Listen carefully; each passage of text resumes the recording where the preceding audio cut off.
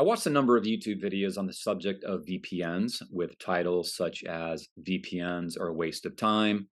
What are the top three VPNs to use? How to build your own VPN? VPNs have lost their value, and so on and so on. I felt compelled to give my opinion on this matter because there are a few missing pieces which I believe are very important that don't ever seem to get covered if you want to stay safe and secure, with some other key points to consider. Many of the VPN videos are very polished, especially if they are an affiliate video pushing specific VPNs. This is not one of those polished videos. I'm not going to tell you which VPN to use. It's not an affiliate video. It's simply to help you understand the role of a VPN and why I believe you should use the quality VPN whenever possible, 100% of the time, if you possibly can. First, let's quickly cover the top four benefits of a VPN. This subject has been covered so many times. I'm not going to teach you any kind of new use of a VPN. So I'm going to go through this really quickly. So one is geospacing, and this is the VPN's ability to make it look like you're in Frankfurt, Germany, or Denver, or Florida, or Singapore.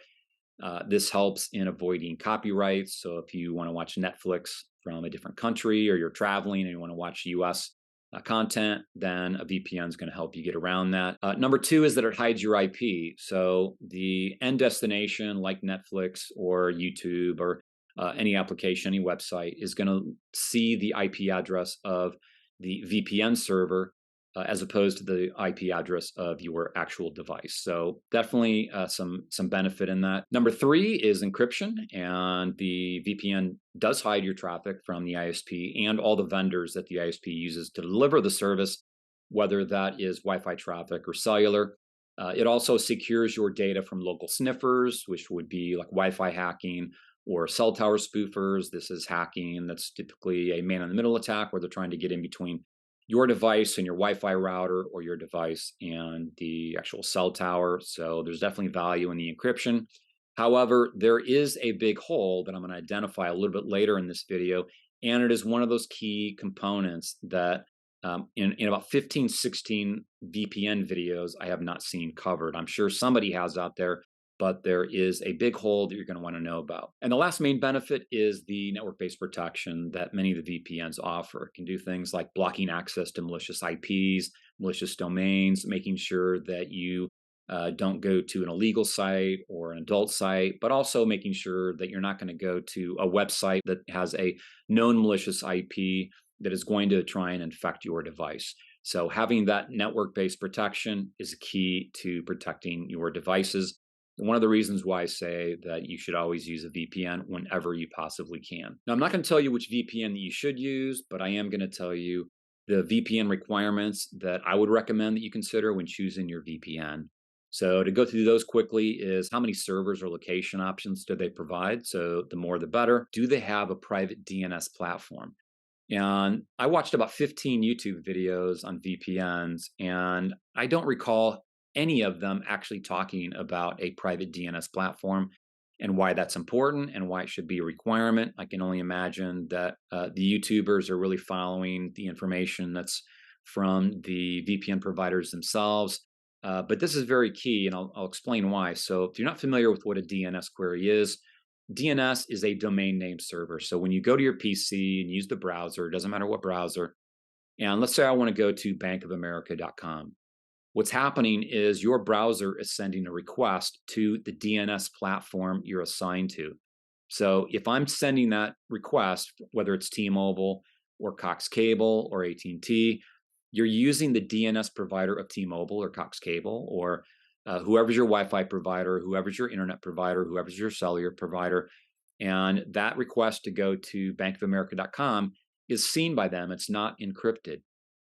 So if you're somebody who wants to go to, let's say you think that you're being hidden by your VPN and you want to go to tinder.com or pornhub.com or coinbase.com, and you think your VPN is hiding you, well, yeah, it is actually encrypting the actual traffic, but your request to go to those URLs is being logged by your ISP. That's just the way it is. It's a protocol on the internet, and everybody has to live by this. Now, one of the reasons why a VPN that is combined with a private DNS platform is important is because whether it's my mobile phone or my laptop, when I make that request to go to bankofamerica.com, that DNS request is being protected by the VPN provider, and the VPN provider is the DNS platform. So my DNS is being served by the VPN provider itself. Now, of course, you have to trust that VPN provider that they're not logging your usage, and that means they're not logging your DNS as well. So it's do you trust your ISP more than the VPN provider? Well, the ISP is definitely logging 100% of that. So the VPN provider is at least making claims. There's also a lot of hackers, a lot of researchers out there that are trying to, break or discover things. And so, you want to do your research on the VPN provider to see if anyone's broken into the DNS logging, for example. But as far as I know, the top ones for the last couple of years have been fairly clean. So be aware that your DNS query, if you don't have your VPN turned on, that is not encrypted. It is not private, and your ISP is logging that. And that really kind of was one of the important reasons why I wanted to do this video, because if you're not protecting your DNS queries, then you're not protecting your privacy at all. So you'll also hear people, I've seen a couple of videos around DNSSEC, as in, DNSSEC as in DNS security. But DNSSEC does not encrypt your DNS queries. It is not to protect your privacy. What DNSSEC is there to do is it's an authentication part of the protocol to make sure that if I want to go to bankofamerica.com, that when I type that into my browser, if it's DNSSEC, then there's an authentication part of that protocol query that will make sure that I'm going to the actual bankofamerica.com destination. It does not encrypt it. There is an open part of the TLS handshake on DNSSEC where it's unencrypted. It's just the way that it works. Now, if your VPN does have their own private DNS, then their focus on that DNS platform is security, to make sure that they're not going to get DNS hijacked, that the entries are what they're supposed to be. And so for me, I want a VPN provider that focuses on DNS security, to make sure that when I want to go to a Bank of America or one of my crypto accounts, I'm actually going to that location, because DNS hijacking is one of the popular ways that hackers will try and get in the middle of your DNS queries and then return back an IP address of, let's say, a fake bankofamerica.com site. So if I've got my VPN turned on, my DNS query is going to go to my VPN provider, and I feel a lot more comfortable. Whether it's DNS or DNSSEC, my DNS query is going to be protected by the VPN, and it's going to use the DNS platform that VPN manages. And that's why I think that that is a very, very key requirement. And without this, you're not secure, you're not private. The next key requirement of VPN for me is the malware protection. This is the network-based protection I referenced earlier.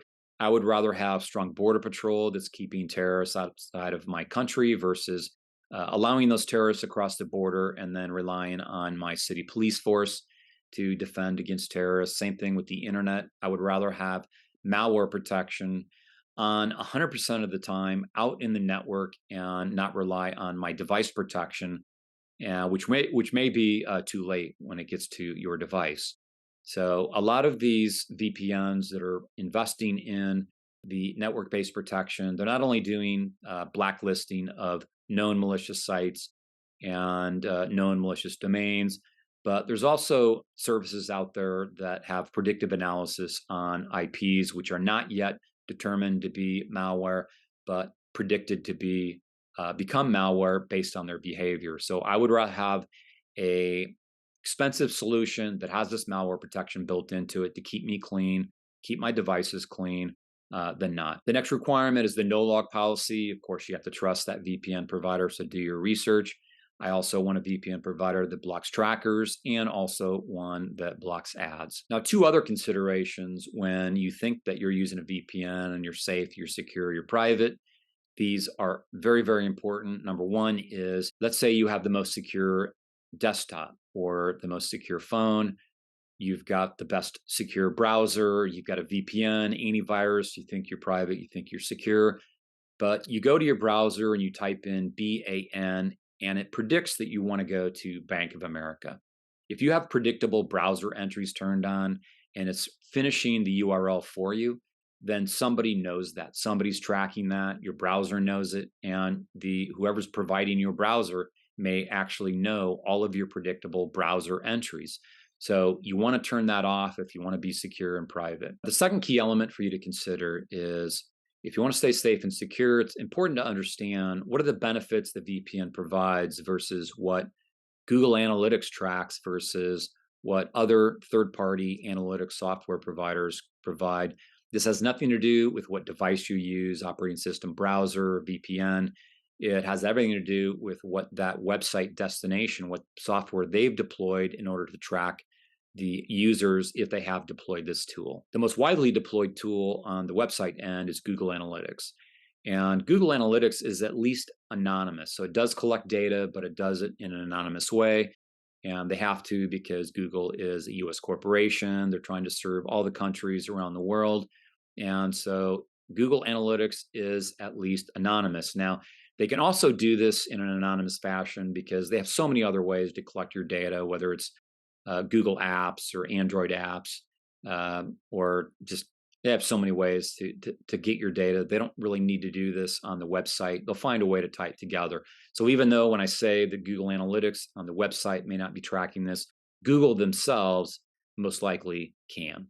Now, to give you an idea of what Google Analytics can do is even if you have your VPN turned on, but you allow all the cookies, then tracking is full on. So again, it's tracked anonymously by the website provider, but Google is tracking that.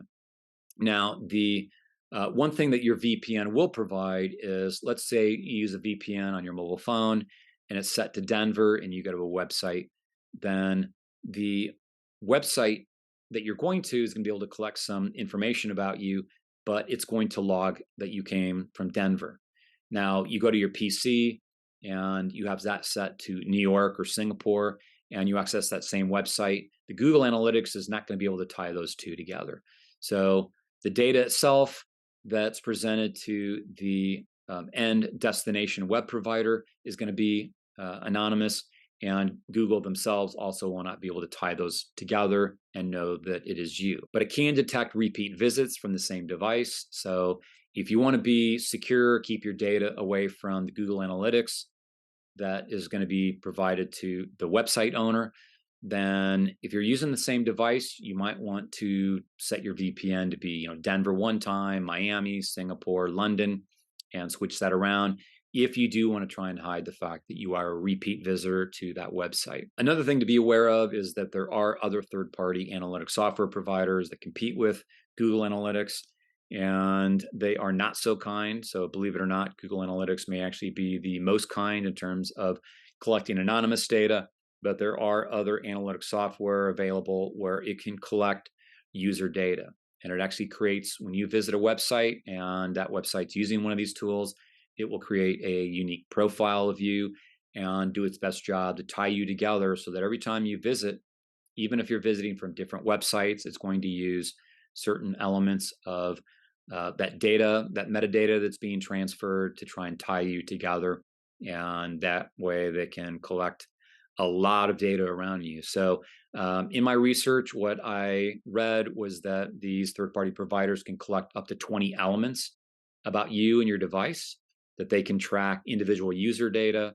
They can tie user together on different devices by creating an auto profile and then using data collected to tie your usage together. In general, web analytics can collect a number of elements, including, and this would be anonymously, or if you're using one of your third-party software providers, can collect it by the user.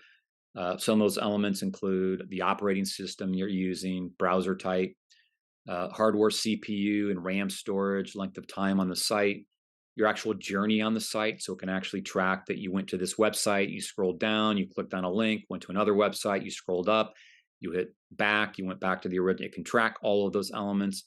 Some of these third-party software providers can get your device ID, and around 20 different elements can be collected on you based upon the research. So the VPN is at the transport layer, and when your browser or your app, when you are accessing one of these destinations, is at the application layer. So your VPN is not hiding any of this information other than your IP address. And that's why I would tell people always use a VPN. And unless you simply cannot access a site that you really need to get to for whatever reason your VPN is not working, then always use your VPN. If you're still listening to this video, then you might be thinking, wow, there's so many holes, so much data collection going on. Then what can you do to stay secure and private if you are going to use the internet? And the reality is that it is impossible to stay 100% secure, 100% private.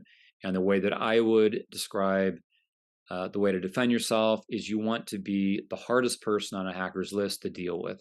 So if a hacker has 100 targets, when they get to you, you want to have scrambled IP addresses, scrambled locations. They don't know where you are. And they're going to look at that and then move on to the next person because they know that there's going to be another 50 or 60 people behind you where they're not using a VPN, they're not using antivirus, and they're going to attack those people. So just be really difficult to deal with and use the best tools that you possibly can. So ways to stay secure would be, one is use a quality VPN that meets all the requirements I talked about before. Use it every single time possible. I use it 100% of the time. I can't even recall the last time I didn't use a VPN. Doesn't matter where I was in the world, whether I was at home or whether I was at a cafe or at a hotel somewhere in the world, I use a VPN 100% of the time. I'd also like to add that if you're a user that wants maximum security and privacy, then you may want to consider using a phone from companies such as Copperhead OS or some kind of deagled phone provider. You want to make sure that whatever phone you choose, if you are going to buy one of these secure phone providers, is you do some research on their financials, how long have they been in business, to make sure that your secure phone provider is going to be around so that it doesn't get bricked when they can't update the operating system. But secure phones can help with your security and privacy. Now, for mobile, if you want to be private and secure, I would recommend using the Efani Secure Mobile Service. We call it the Safe Plan. And Efani resells 2 of the 3 top US mobile providers in the US. We do not resell T-Mobile, so you can guess which 2 we do provide. When you choose one of those carriers and buy it directly from Efani as opposed to direct with the carrier, there's a couple major differences. So one is that when you pay Efani for your mobile service, we lock out all the carrier employees, their stores, third-party stores, 1,000 plus resellers, their call center people from having access to your account. And so that keeps prying eyes from being able to access your account, sell your data, make changes to your account to later SIM swap from you or hack from you. And so these are some key privacy and security benefits. Also, Efani comes with voice data and SMS, but it also comes with hotspot as well as Wi-Fi calling. And Wi-Fi calling is key. It's a key feature because with Wi-Fi calling, when you have that turned on, your voice and your SMS are then encrypted. And so the Wi-Fi calling works globally. So if you're in Singapore, for example, on Efani, behind a Wi-Fi router, and somebody calls your US mobile number, it's going to ring in Singapore. And on your end, it's going to be encrypted. So if somebody has a cell tower spoofer or they've got some kind of Wi-Fi spoofer on that local end in Singapore, your Wi-Fi call, your SMS is going to be encrypted. And that is a key element. And you can also use that Wi-Fi calling and SMS to call or SMS anyone back in the US. So if you are a global traveler and you have to use SMS verification, then you can have peace of mind that that SMS verification, when it goes to your phone through that Wi-Fi, is going to be encrypted. Also, you want to use a secure browser. You know, a lot of applications have problems with different security browsers. So you may want to load, 2 or 3 different options. So you have your standard, maybe Chrome's just sitting there, or Safari in case these secure browsers don't work with an application that you really need to use. But I always use secure browser first and the standard browser second.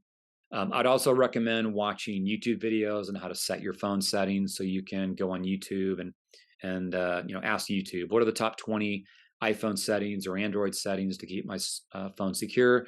Watch videos on how to secure your browser, even though you may have like DuckDuckGo or Brave, or maybe you're just a regular Chrome user. There are settings on your browser like turning off predictive typing.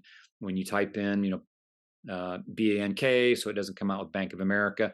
You want to make sure that these settings are proper so that you can stay safe and secure.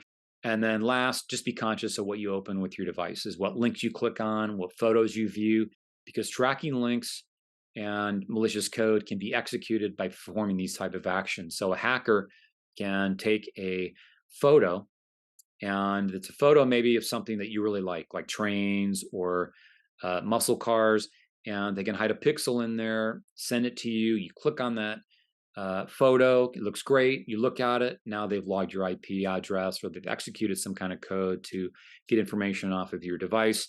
So you have to not only trust the person, but even if you trust the person, but they send you a link or a photo that maybe you might be a little suspicious of, like, did it really come from them? Because there's a lot of spoofing going on. Just be aware of that. A lot of times, probably at least once a week, I'm actually sending somebody a DM or an email saying, "Hey, you sent this to me. Did this really come from you? Did you mean to send this to me? And is this something that I should click on or not click on?" And maybe 1 out of 50 times it'll be somebody that says like, "Hey, I didn't send that to you." And so I'm willing. I have PTSD from being a hack victim back in 2018. It's one of the reasons why Efani got started. And so just be really conscious of what you click on using any of your mobile devices. If you found this video useful, then please like the video so that more people who have a need to understand things like DNS queries being unencrypted, the predictive typing of browsers and why it needs to be turned off, or your VPN versus Google Analytics or any of these other third-party software analytics providers, then please like the video. Also subscribe if you want to get more updates on how to stay safe, secure, and private when you're using the internet.